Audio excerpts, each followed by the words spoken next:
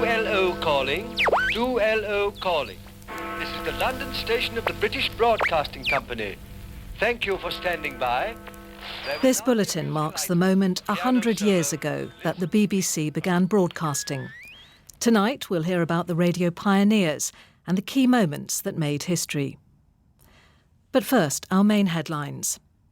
President Biden and the Chinese leader Xi Jinping, meeting at a summit in Bali, have agreed that a nuclear war must never be fought. The Ukrainian leader Volodymyr Zelensky has been greeted by ecstatic crowds in the liberated city of Kherson. Doubts have been raised about whether a new deal between Britain and France will reduce the number of migrants crossing the Channel in small boats.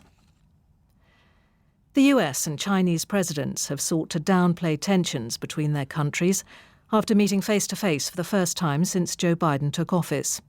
The leaders held talks on the Indonesian island of Bali ahead of the annual G20 summit and agreed common ground on a number of issues, including opposition to the use of nuclear weapons. But they also clashed over the status of Taiwan, which China regards as part of its territory, with President Xi warning President Biden not to cross what he called a red line. Our Southeast Asia correspondent, Jonathan Head, reports from the talks in Bali. They allowed 3 hours for this critical meeting on the sidelines of the G20 summit. In the end, they used all of it, covering issues where they disagree but seeking other areas where they hope to cooperate. President Biden had promised not to hold back in expressing US concerns over a range of Chinese policies, arguing that straight talk was needed for the two men to get a better understanding of where they each stood.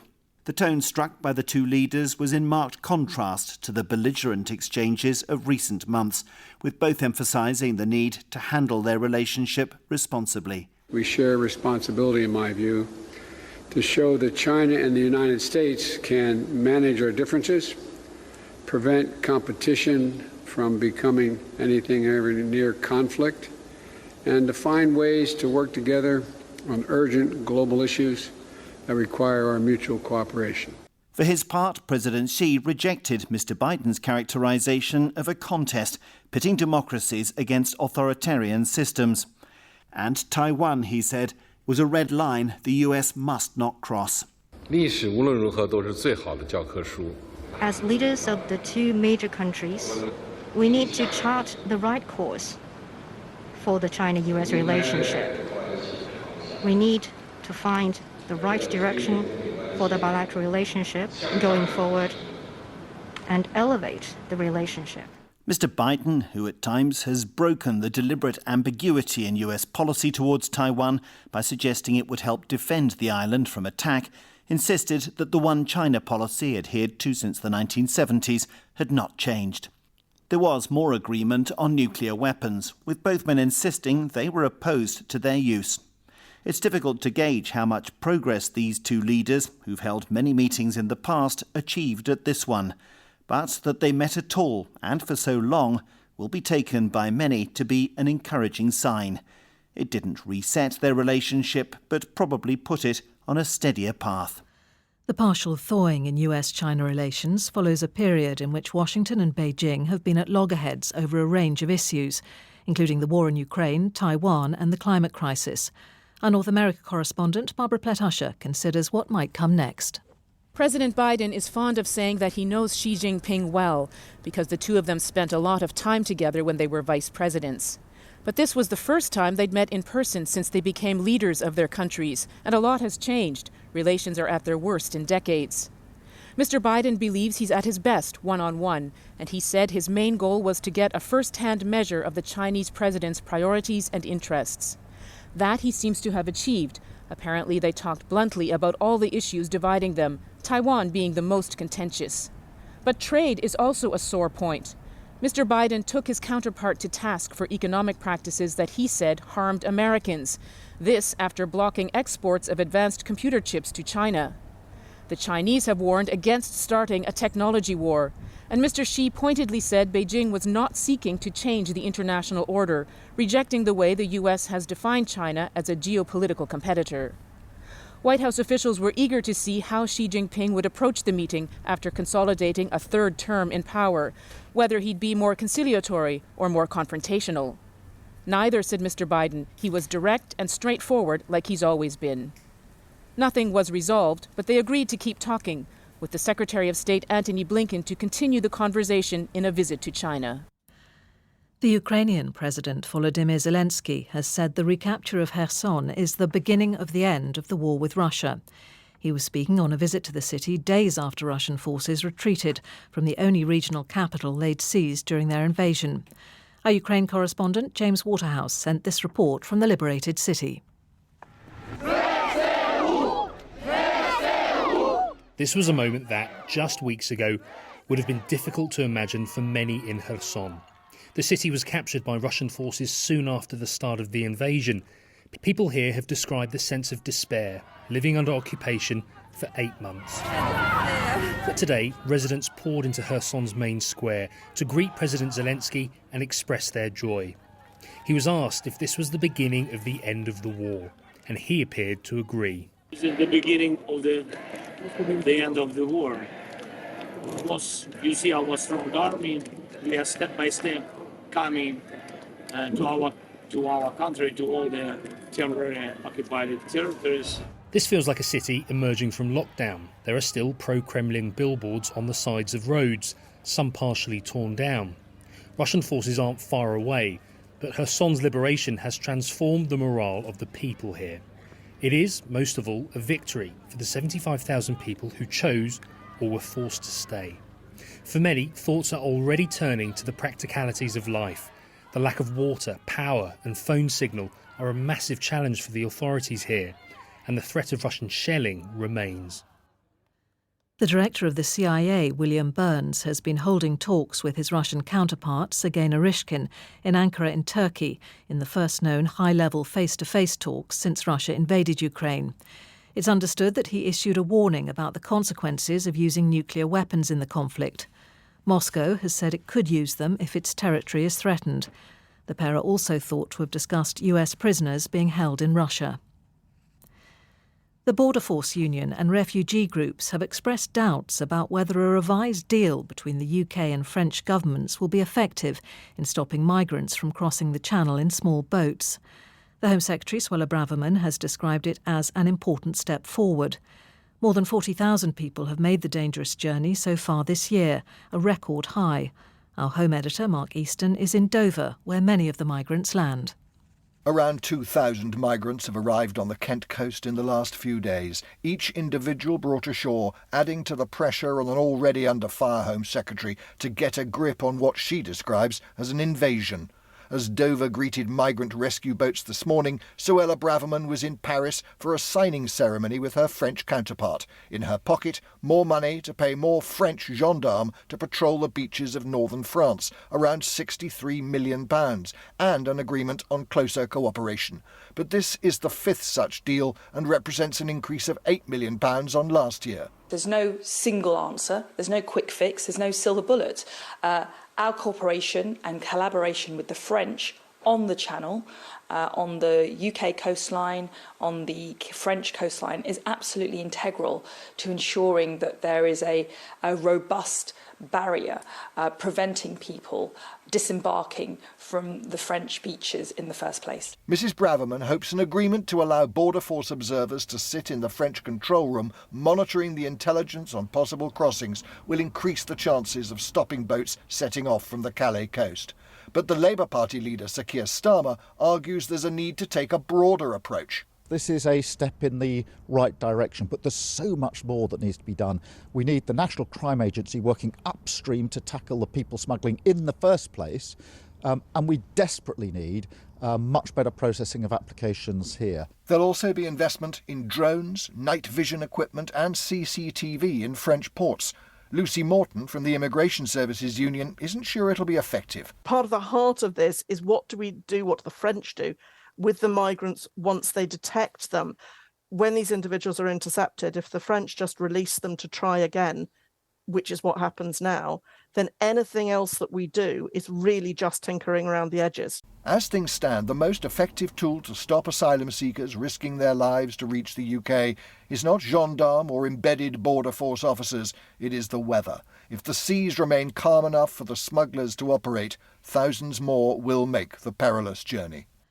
Our correspondent Lucy Williamson has been to a migrant camp near Calais to assess the likely impact of the new agreement. In the migrant camps here, the news that British officers could soon be working alongside French forces was greeted with a shrug by many of those waiting to cross. Few plans or policies have dented the willingness of people here to risk their lives in small boats. But the plan for British officers to be hosted in command centres on French soil is a real change for the government here. One source close to the negotiations told me that Paris has also agreed to allow British officers out on patrol with French units, though strictly as observers. Calais Deputy Mayor Philippe Mignonnet said the test would be whether both sides were equally willing to share information with each other. If it works, and I'd love it to work, it's not a frustration for me to have some officers in France, English officers in France, as long as it works.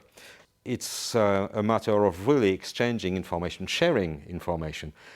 We all win or we all lose. The UK has lobbied for years to have police on the ground here, so this new concession by the French government could be read as a sign of slowly warming relations between Paris and London after years of tension.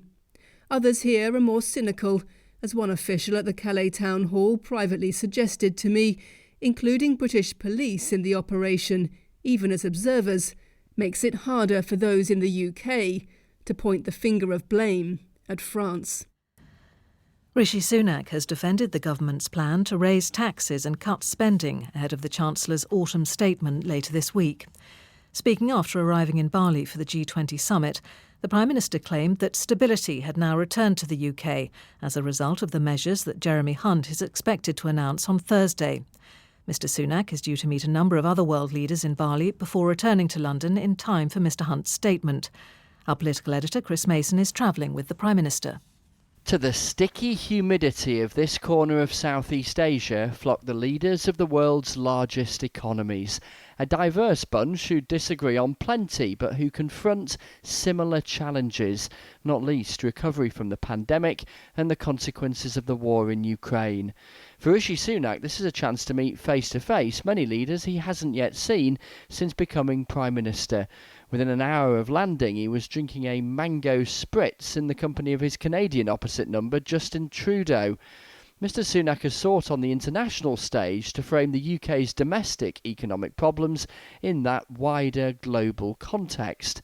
But he knows the UK's problems were magnified by his predecessor Liz Truss. He also knows it's his responsibility to try to sort them out. What we've seen now is that stability has returned to the United Kingdom, but that's because the expectation is that the government will make those difficult but necessary decisions to ensure that we can get a grip of inflation, reduce it for people with the cost of living, also limit the increase in mortgage rates. But I really want people to be reassured that what the Chancellor is working on is that all the decisions we make will have fairness and compassion at their heart. The Prime Minister is expected to meet President Biden here in Bali. He hopes to meet President Xi of China and is due to see the Prime Ministers of India and Australia too. A court has been hearing evidence from the mother of a baby boy who's alleged to have been murdered by a nurse in Chester. The woman, who can't be named for legal reasons, is said to have walked into the room as Lucy Letby's attack on her son was in progress. Miss Letby denies murdering 7 newborns and attempting to murder 10 others. Judith Moritz was at Manchester Crown Court. You may find some of her report upsetting. Nursery 1 at the Countess of Chester Hospital should have been the safest possible place for premature twin boys in the summer of 2015. But it's alleged that within 24 hours, one was murdered there and an attempt was made to kill the other.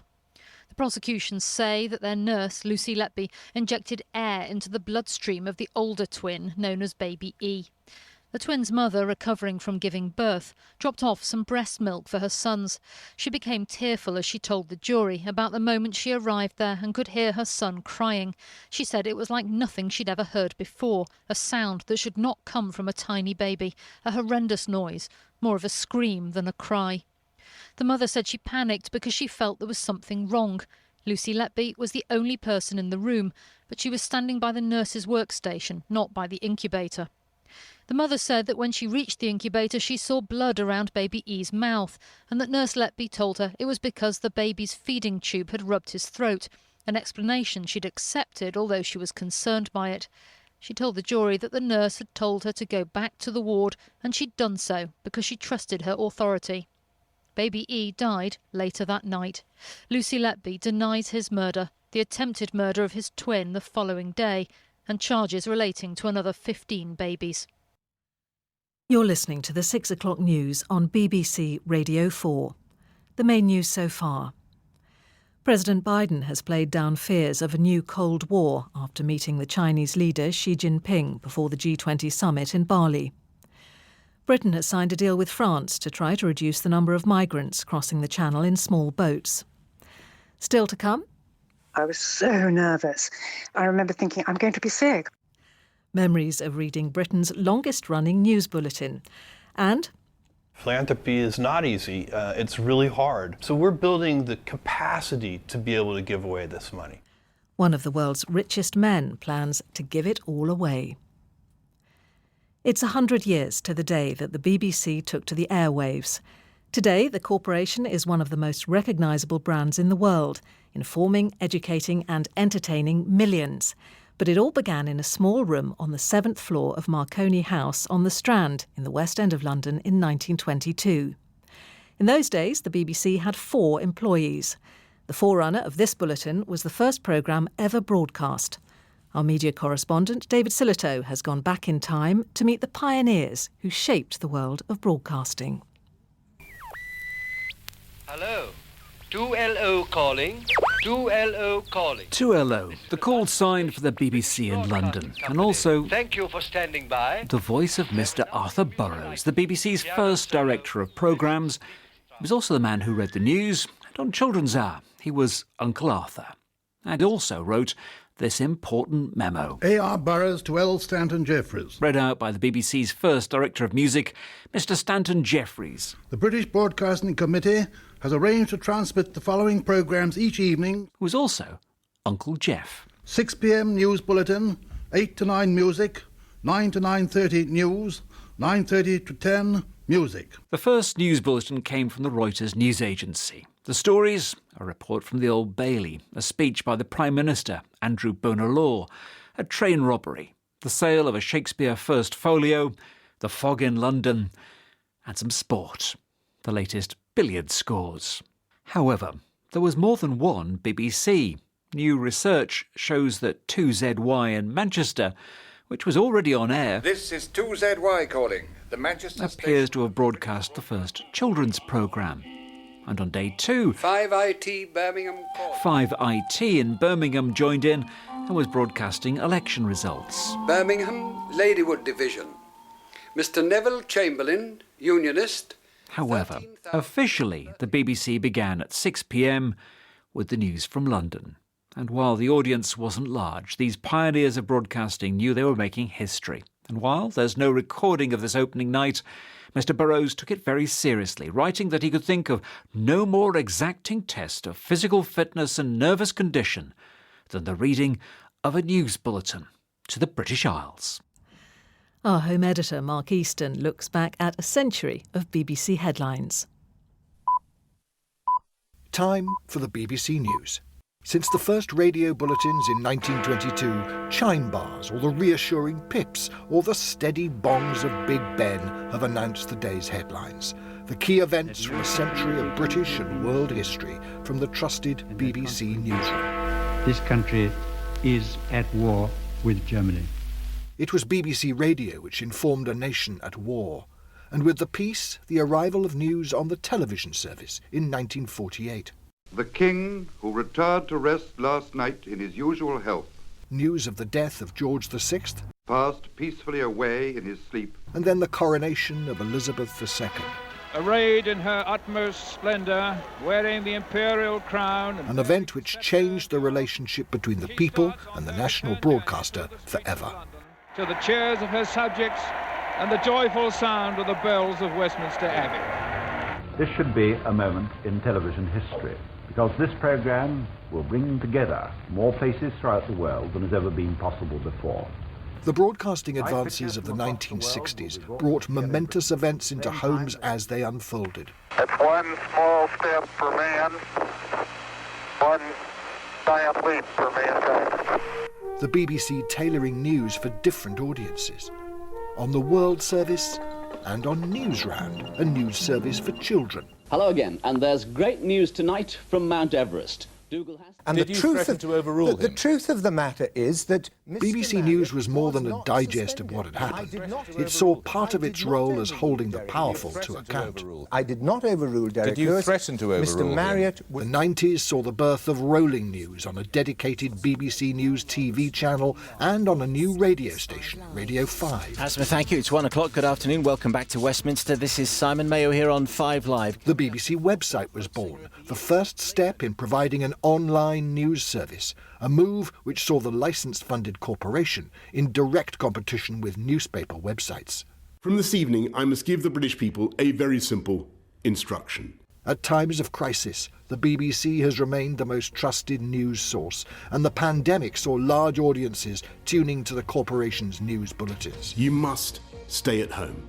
A few moments ago, Buckingham Palace announced the death of Her Majesty Queen Elizabeth II. The coverage of Her Majesty the Queen's death was another reminder of the important place in Britain's national life that BBC News continues to have. It has made mistakes in its 100 years, but the values and principles that underpin BBC News mean it remains a powerful gravitational force in the media galaxy, shaping the tone of the national conversation and remaining a focal point for people's understanding of the world.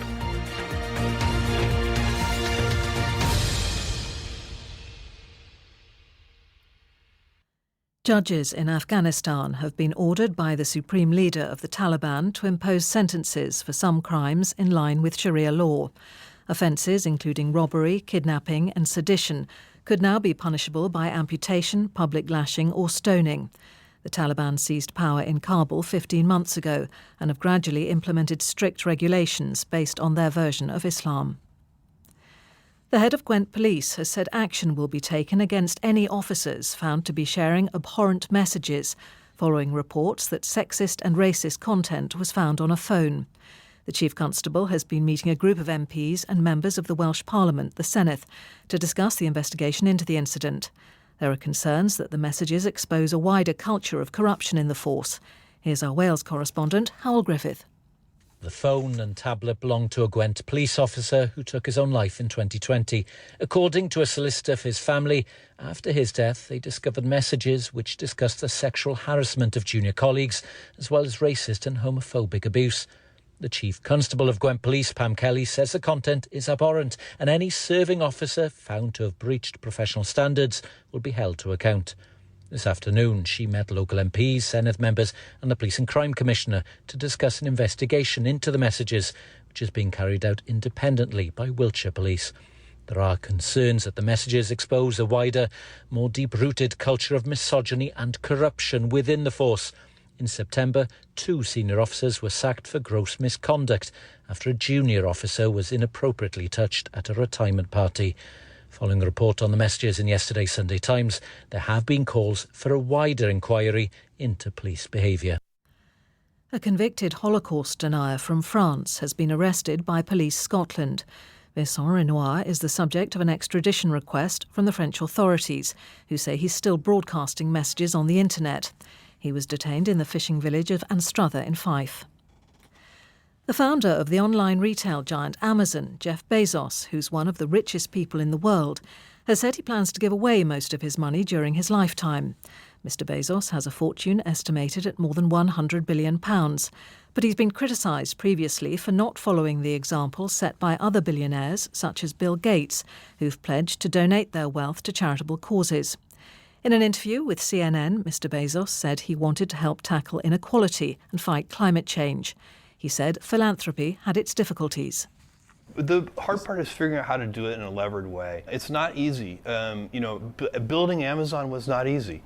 It took a lot of hard work, a bunch of very smart teammates, and I'm finding, and I think Lauren's finding the same thing, that philanthropy is very similar. It's not easy. It's really hard, and there are a bunch of ways that I think that you could do ineffective things too. So we're building the capacity to be able to give away this money. In the city, the 100 share index ended the day up 67 points at 7,385. On Wall Street a short time ago, the Dow Jones was up 121 points at 33,869. On the currency markets, the pound is trading at $1.17.6. Against the euro, sterling is at €1.13.7. That makes a euro worth 87.9 pence. The Manchester City manager Pep Guardiola has appeared as a witness in the trial of the club's player Benjamin Mendy, who's accused of a series of sexual offences, including 7 rapes. Mr. Guardiola described the footballer as a really good boy, but told the court he wasn't Mr. Mendy's father and didn't know what he was doing in his private life. Mr. Mendy denies all the charges. Cristiano Ronaldo's future at Manchester United appears to be in the balance after he said in an interview that he did not respect the manager and felt betrayed by the club. Manchester United have said they'll establish the full facts before making a response. Here's our sports news correspondent, Joe Wilson. At 37, Cristiano Ronaldo has achieved fame, fortune and respect that few in any sport have ever rivalled. But he's not happy. He returned to Manchester United last season. He was the club's top scorer. But the latest manager, Erik ten Hag, favours other players. And Ronaldo senses betrayal. Yes, I feel betrayed, and I felt that some people that don't want me here, not only this year, but last year too. Cristiano Ronaldo was first signed for United by Sir Alex Ferguson nearly 20 years ago. He chose an interview with Piers Morgan, uncensored on Talk TV, to denounce the club's structure and ambition. I don't know what's going on, but since the Sir Alex Ferguson left, I saw not evolution in the club. The progress was zero. Nothing changed. Naturally, Manchester United supporters had their own opinions about Ronaldo's comments. It doesn't look good for, obviously, his relations with the club, and I don't think you'll probably see him playing again. Probably out the door in January, I'd imagine, which is sad. It's 100% disrespect to the club, the history, everything that United stands for. We back Ronaldo, don't we? He's a massive player, isn't he? And like the fans, they just love Ronaldo, don't they? Like the kids especially, they look up to Ronaldo. Officially, Manchester United are considering their response, but point to current momentum. They won at the weekend with Ronaldo absent. Ultimately, it is the fate of every footballer to be replaced. The headlines again. The leaders of the United States and China have met in Bali ahead of the G20 summit to try to ease tensions over a range of issues. President Biden and President Xi both insisted they would act responsibly and reiterated their opposition to the use of nuclear weapons. Ukraine's President Volodymyr Zelensky has made a surprise visit to the city of Kherson, days after Russian forces retreated. He told cheering crowds that the withdrawal marked the beginning of the end of the war. The government has defended its deal with France, aimed at reducing the number of migrants crossing the Channel in small boats, after critics warned it didn't go far enough. We couldn't end our programme tonight without hearing from some of the broadcasters who became household names reading this bulletin over the years. Our correspondent, Rebecca Jones, has been speaking to 3 of them. They're the voices that have kept us company over decades. Here's Brian Perkins reading the BBC News back in the 1960s. There's been a demonstration in Prague tonight against the Moscow Agreement allowing Soviet troops to remain in Czechoslovakia until, in the words of the official communiqué, the situation becomes normal. He may have made it sound effortless, but don't be deceived. I wouldn't say that reading the news is like a stage performance, but it is in its own way a kind of performance. Corrie Caulfield remembers her first bulletin in the 1980s. I was so nervous.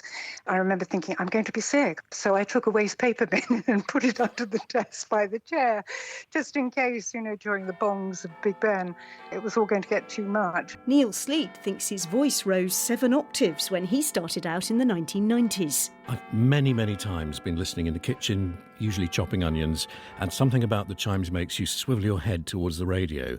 And the first time I was in the studio to read the 6 o'clock news, I've had this very strong image of somebody chopping onions on the other side of the loudspeaker, and I was on the wrong side of the loudspeaker, and it was pretty scary. And then there's the challenge of reading difficult news day in, day out. There are so many news stories which involve human aggression and violence that sometimes it's quite difficult to identify what is significant and what is not, because there are so many awful things happening on a daily basis. I'm going to butt in here. I think also it's important to remember sometimes you have very good news stories. I mean, I remember being on the night that Brian Keenan, who was one of the Beirut hostages, was released. It was just wonderful to be able to start off the bulletin with a good news story. And while they may have retired from reading the news, the bulletin remains part of their lives. Since I left, I do listen to the 6 o'clock news on Radio 4 very regularly.